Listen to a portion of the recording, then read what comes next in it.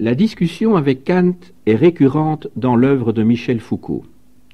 On sait que sa thèse complémentaire de 1961 portait sur l'anthropologie, dont il avait à la fois donné une traduction chez Vrin et rédigé une longue introduction.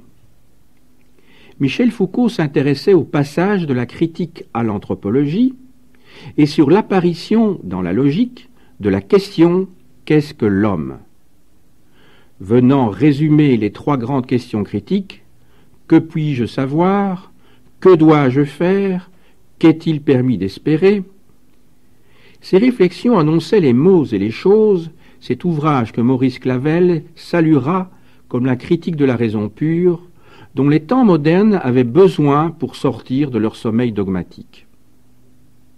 Plus tard, Michel Foucault reviendra à plusieurs reprises et avec insistance sur l'opuscule « Qu'est-ce que les Lumières ?», dont il avait fait un de ses textes fétiches. Il devait consacrer le premier cours de l'année 1983 qu'il donna au Collège de France à une longue explication de ce texte. Il y développe l'idée que le texte de Kant inaugure la philosophie comme ontologie du présent. Ce texte figure dans le recueil des textes et entretiens 1954-1984 de Michel Foucault, publié aux éditions Gallimard en 1994. Mais écoutons d'abord Kant.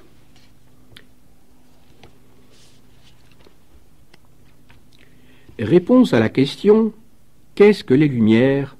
de 1784. Les Lumières, c'est la sortie de l'homme hors de l'état de tutelle dont il est lui-même responsable. L'état de tutelle est l'incapacité à se servir de son entendement sans la conduite d'un autre. On est soi-même responsable de cet état de tutelle quand la cause tient, non pas à une insuffisance de l'entendement, mais à une insuffisance de la résolution et du courage de s'en servir sans la conduite d'un autre. Sapere aude, et le courage de te servir de ton propre entendement. Voilà la devise des Lumières. Paresse et lâcheté sont les causes qui font qu'un si grand nombre d'hommes, après que la nature les eut affranchis depuis longtemps d'une conduite étrangère, naturalitaire maiorenes, restent cependant volontiers toute leur vie dans un état de tutelle, et qui font qu'il est si facile à d'autres de se poser comme leur tuteur. Il est si commode d'être sous tutelle. Si j'ai un livre qui a de l'entendement à ma place, un directeur de conscience qui a de la conscience à ma place, un médecin qui juge à ma place de mon régime alimentaire, etc., je n'ai alors pas moi-même à fournir d'efforts. Il ne m'est pas nécessaire de penser dès lors que je peux payer. D'autres assumeront bien, à ma place, cette fastidieuse besogne. Et si la plus grande partie, et de loin, des hommes, et parmi eux, le beau sexe tout entier, tient ce pas qui affranchit de la tutelle pour très dangereux et de surcroît très pénible, c'est que s'y emploient ces tuteurs qui, dans leur extrême bienveillance, se chargent de les surveiller. Après avoir d'abord abêti leur bétail et avoir empêché avec sollicitude ces créatures paisibles d'oser faire un pas sans la roulette d'enfant où il les avait emprisonnés, il leur montre ensuite le danger qui les menace s'ils essayent de marcher seuls. Or ce danger n'est sans doute pas si grand, car, après quelques chutes, ils finiraient bien par apprendre à marcher. Un tel exemple rend pourtant timide et dissuade d'ordinaire de toute autre tentative ultérieure. Il est donc difficile à chaque homme pris individuellement de s'arracher à l'état de tutelle devenu, pour ainsi dire, une nature.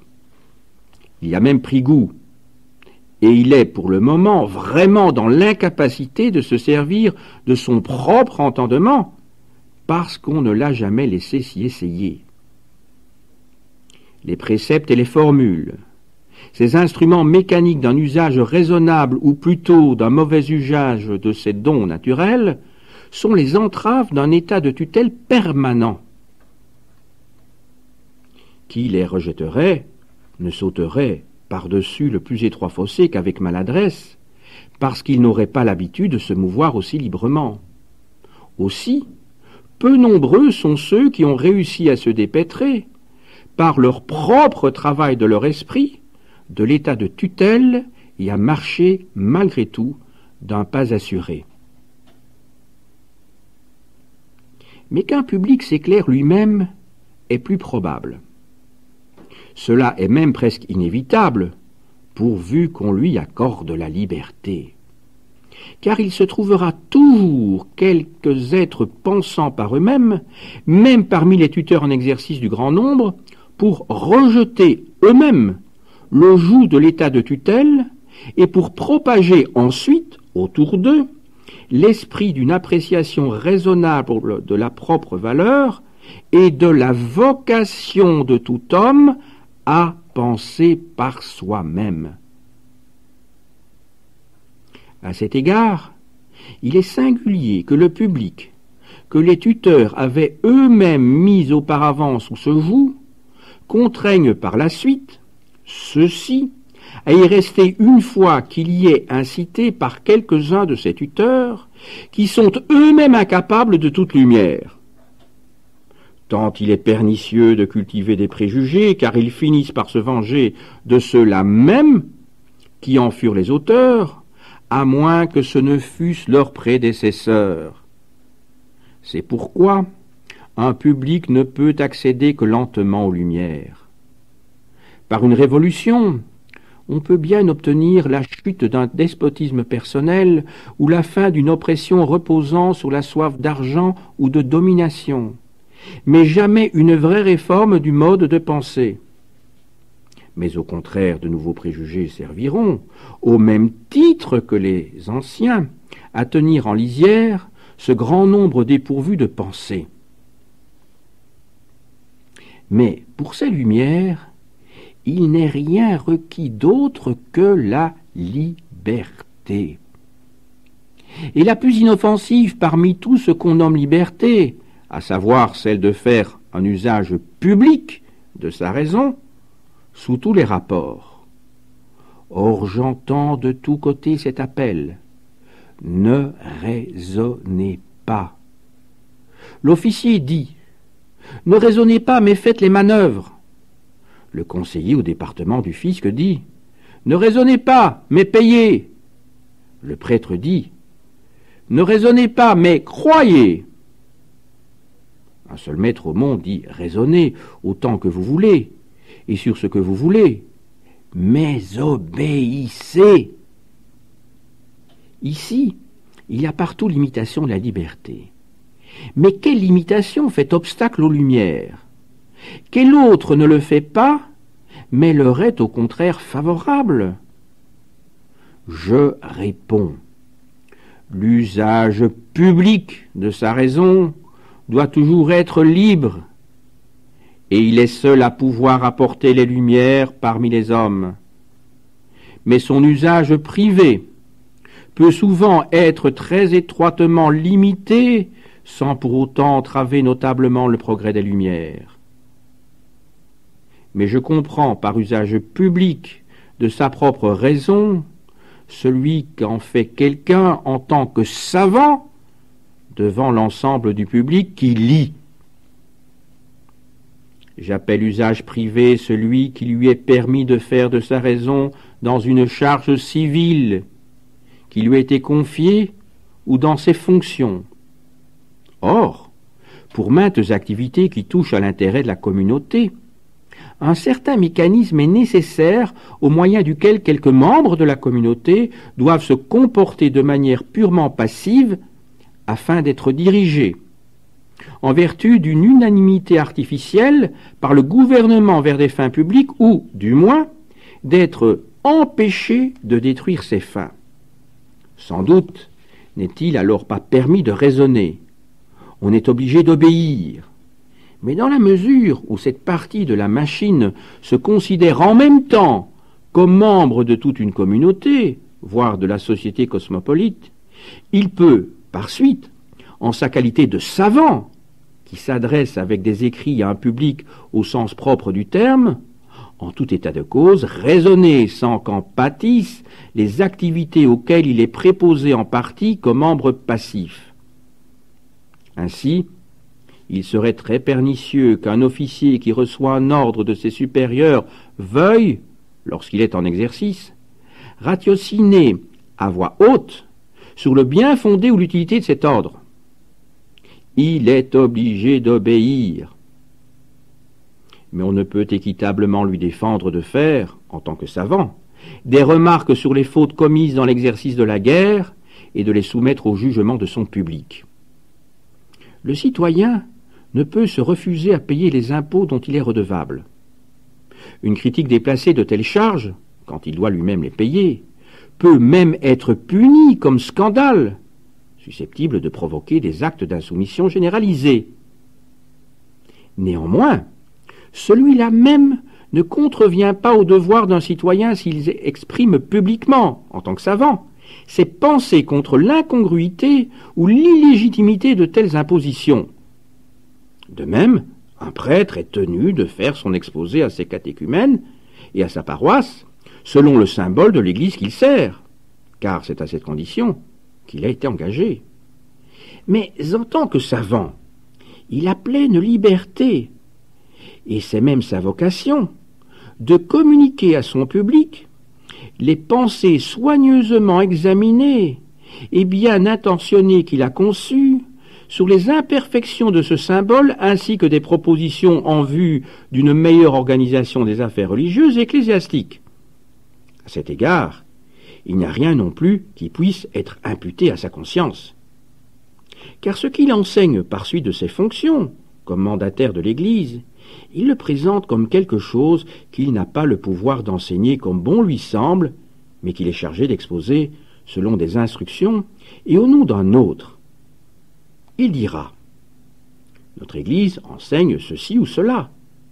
Voici les arguments dont elle se sert. » Il tire alors, pour sa paroisse, tout le profit pratique de préceptes auxquels il ne souscrirait pas lui-même en toute conviction, mais qu'il peut toutefois prétendre exposer, parce qu'il n'est pas tout à fait impossible qu'une vérité cachée ne s'y trouve, mais qu'en tout cas ne s'y rencontre rien qui contredise la religion intérieure.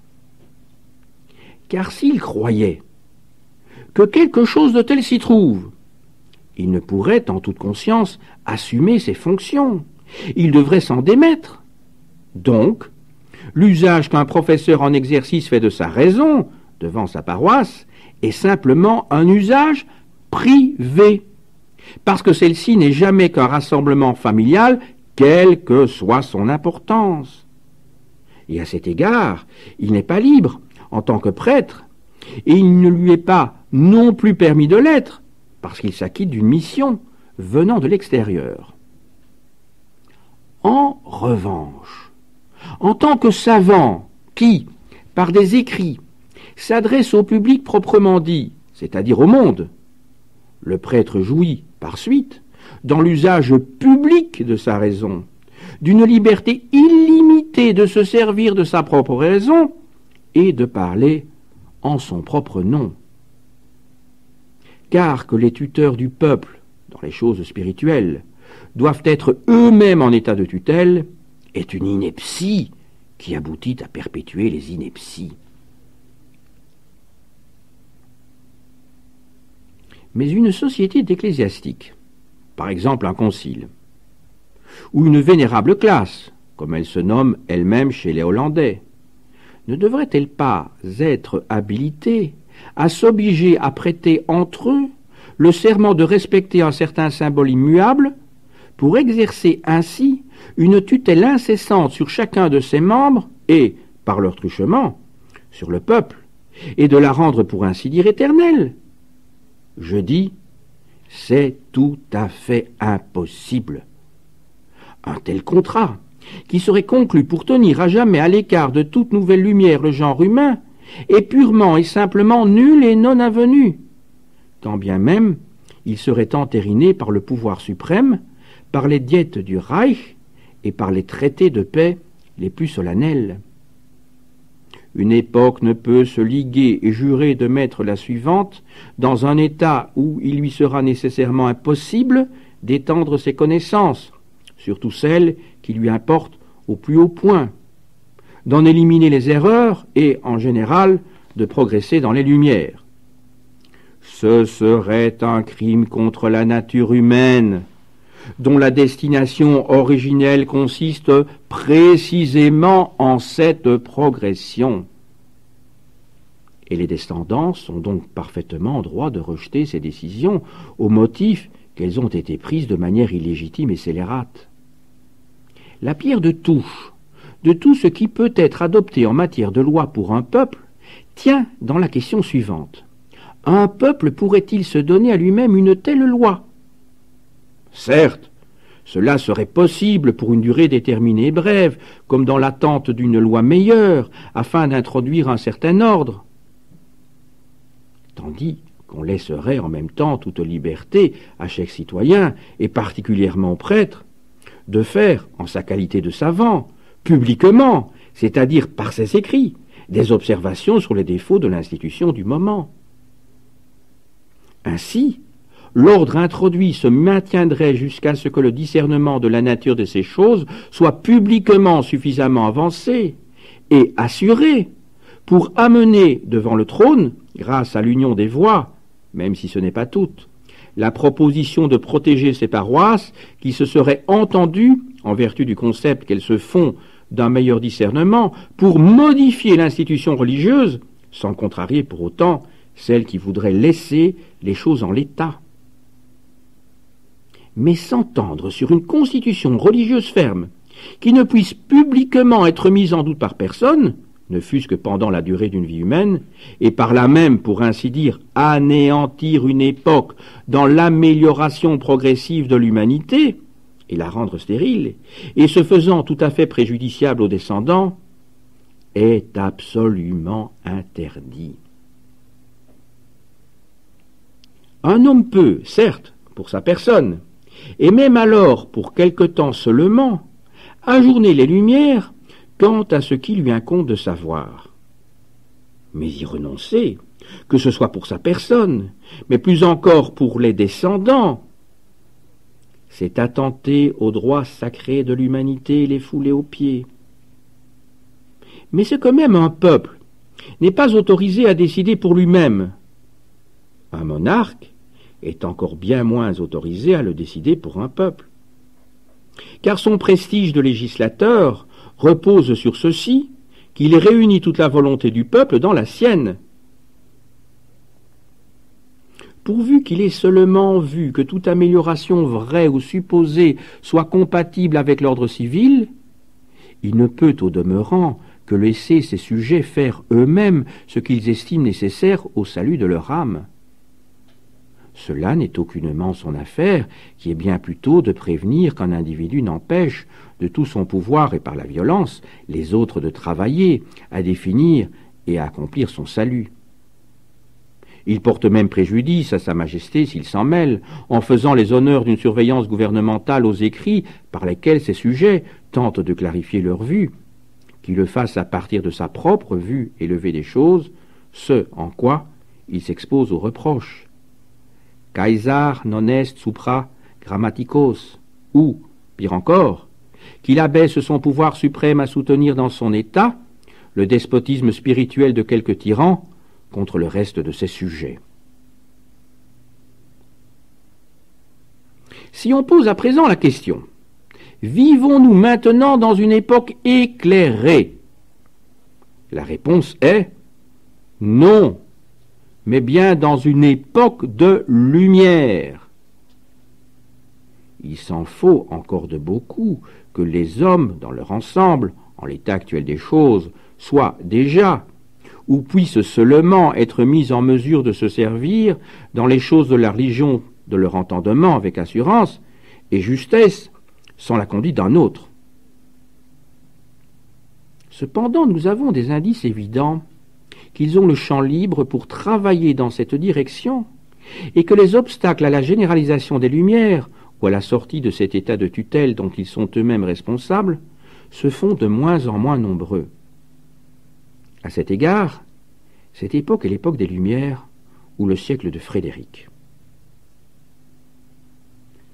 Un prince qui ne trouve pas indigne de lui de dire qu'il tient pour un devoir de ne rien prescrire aux hommes dans les choses de la religion, mais de leur laisser entière liberté en la matière, qui va jusqu'à récuser le nom hautain de tolérance, est lui-même éclairé, et mérite d'être glorifié par le monde contemporain et la postérité, reconnaissant comme celui qui le premier a délivré le genre humain de l'état de tutelle, du moins pour ce qui est du gouvernement, et à avoir laissé chacun libre de se servir de sa propre raison pour toutes les questions de conscience.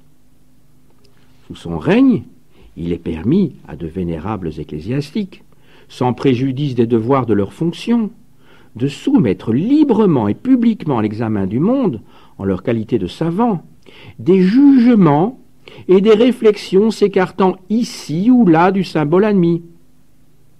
Mais plus encore, à tous les autres qui ne sont pas limités par les obligations de leurs fonctions. Cet esprit de liberté s'étend même au dehors, même là où il doit lutter contre les obstacles extérieurs d'un gouvernement qui se méprend sur son propre compte. Qu'il ne soit nullement besoin de veiller à la paix et à l'unité de la communauté, lorsque règne la liberté, certes en effet d'exemple à ce gouvernement. Ces hommes travaillent d'eux-mêmes à sortir peu à peu de leur grossièreté dès lors qu'on ne s'ingénie pas à les y maintenir. J'ai placé le point essentiel des Lumières, la sortie des hommes hors de l'état de tutelle dont ils sont eux-mêmes responsables, surtout dans les choses de la religion. Parce que, au regard des arts et des sciences, nos souverains n'ont pas intérêt à exercer leur tutelle sur leurs sujets.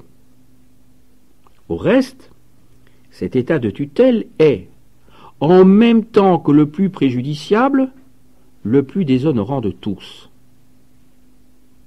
Mais la manière de penser d'un chef d'État, qui favorise les Lumières, va encore plus loin et discerne que, même au regard de sa législation, il est sans danger d'autoriser ses sujets à faire publiquement usage de leurs propres raisons et à exposer publiquement au monde leurs idées sur une meilleure rédaction de la dite législation, même si elles sont assorties d'une franche critique de celle qui est en vigueur. Nous en avons un exemple éclatant par lequel aucun monarque n'a encore devancé celui que nous vénérons. Mais seul celui qui, lui-même éclairé, n'est pas sujet à des peurs chimériques et qui a en même temps à sa disposition une armée nombreuse et bien disciplinée pour maintenir l'ordre public, peut dire ce qu'un État libre ne peut oser dire. Raisonnez autant que vous voulez et sur ce que vous voulez, mais obéissez. Ainsi les choses humaines prennent ici un cours déconcertant et inattendu. Et d'ailleurs, si on observe les choses dans leurs grands traits, tout y est paradoxal. Un degré supérieur de liberté civile semble bénéfique à la liberté de l'esprit du peuple et lui impose cependant des bornes infranchissables. Un moindre degré de liberté civile ménage en revanche l'espace où il s'épanouira autant qu'il est en son pouvoir. Quand la nature a fait sortir de la dure enveloppe le germe dont elle prend soin le plus tendrement, c'est-à-dire le penchant et la vocation à la libre pensée, ce penchant a progressivement des répercussions sur l'état d'esprit du peuple, ce qui le rend peu à peu plus apte à agir librement, et finalement même sur les principes du gouvernement, lequel trouve profitable pour lui-même de traiter l'être humain, qui est désormais plus qu'une machine, conformément à sa dignité. Königsberg, en Prusse, le 30 septembre 1784. Voici maintenant le commentaire